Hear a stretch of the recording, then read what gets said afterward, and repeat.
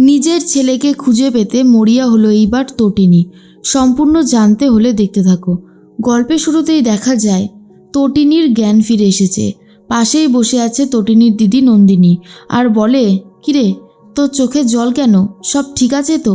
নন্দিনী বলে, হ্যাঁ রে বোন, সব কিছু ঠিকই আছে। এরপর তটিনী জিজ্ঞেস করে, লাট্টু পিকো ওরা আসেনি? ওদেরকে তো দেখছি না, কতদিন হয়ে গেল আমি পিকোকে সাজিয়ে দিই না আর লাট্টুকে খাইয়ে দিই না।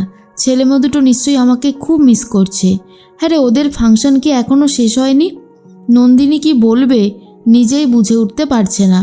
অনেকটা ইমোশনাল হয়ে গিয়ে কাঁদতে শুরু করে দেয়। আর তখন তটিনী জিজ্ঞেস করে, চুপ করে আছিস কেন? কাঁদছিসই বা কেন? কি হয়েছেটা কি? সত্যি করে বল না, সব ঠিক আছে কি না? কিন্তু নন্দিনী বলে যে না, সব কিছু ঠিক নেই। নন্দিনী বলে দেয়, লাট্টুকে কোথাও খুঁজে পাওয়া যাচ্ছে না। ফাংশন থেকে লাট্টু মিসিং হয়ে গেছে। আর এটা শোনার পর তটিনী জাস্ট অবাক হয়ে যায় আর বলে, কি বলছিসটা কি? হ্যাঁ, না না, এরকম কিছু হতে পারে না, তোর কোথাও একটা ভুল হচ্ছে। কিন্তু বারবার করে একটা কথাই বলতে থাকে নন্দিনী, আমার কোনো ভুল হচ্ছে না। শিবপ্রসাদ ওকে খুঁজে পেতে মরিয়া হয়ে উঠেছে, কিন্তু তবুও ওকে কোথাও পাওয়া যাচ্ছে না। খুবই কান্নাকাটি করতে থাকে তটিনী।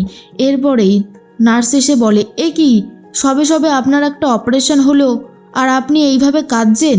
আপনি কিন্তু অন্যায় করছেন ম্যাডাম, এইভাবে আপনি কাঁদবেন না, আপনি সুস্থ হতে পারবেন না তাহলে।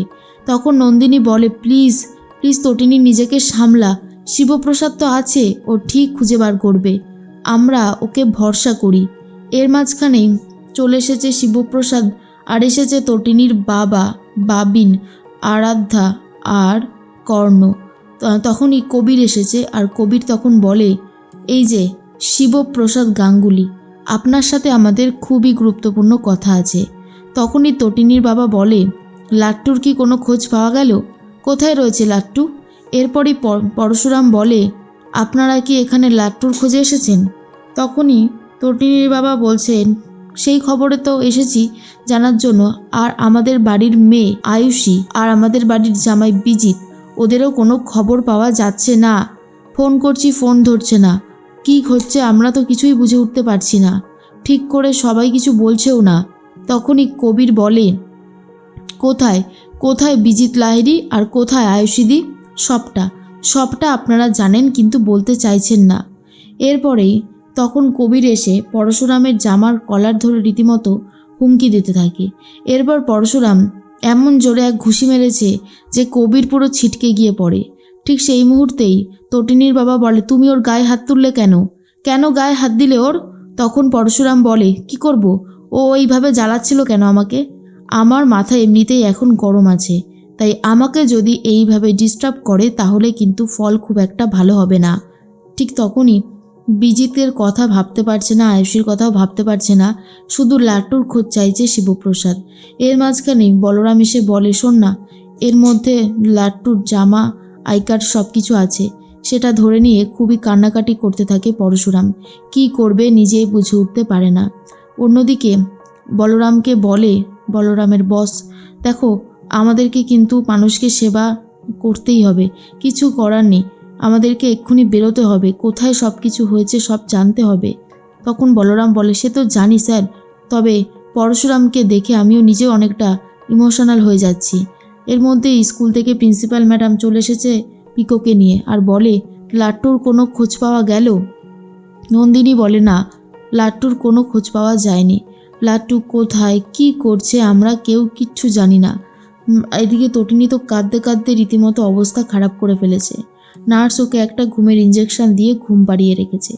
যখনই প্রিন্সিপাল ম্যাডাম লহরি বলে যে সব কিছুই যেন আমার জন্যই হয়েছে, বারবার এমনটাই মনে হচ্ছে, এমনটা না হলেই হয়তো ভালো হতো, কিন্তু কি করব কিছুই বুঝে উঠতে পারছি না।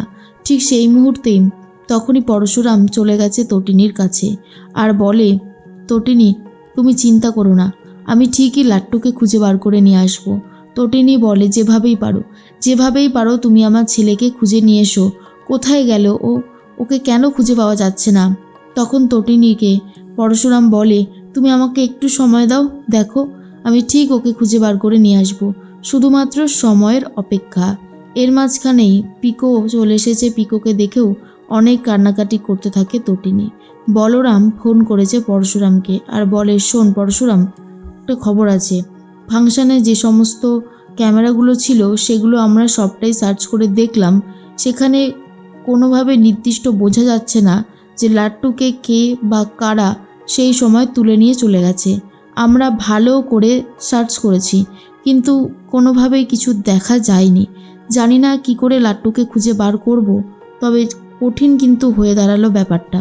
এর মধ্যেই তটিনী ভাবে, তটিনী তো খুঁজে পাচ্ছে না ঠিকই, কিন্তু এরপর নিশাকে সবটা জানাতে শুরু করে আর বলে, শোনো, তুমি ওই ফাংশনের অডিটোরিয়ামে যাবে, সেখানে গিয়ে প্রতিটা কোণা কোণা সার্চ করবে আর সেই ক্যামেরায় দেখার চেষ্টা করবে যে কে শ্যুট করেছিল আমার ছেলেকে, কে আমার ছেলেকে নিয়ে গেছে। সমস্ত ডিটেলস আমার চাই। নিশাকে পুরোপুরি বলে দেয় তটিনী আর আড়াল থেকে শুনে নেয় পরশুরাম।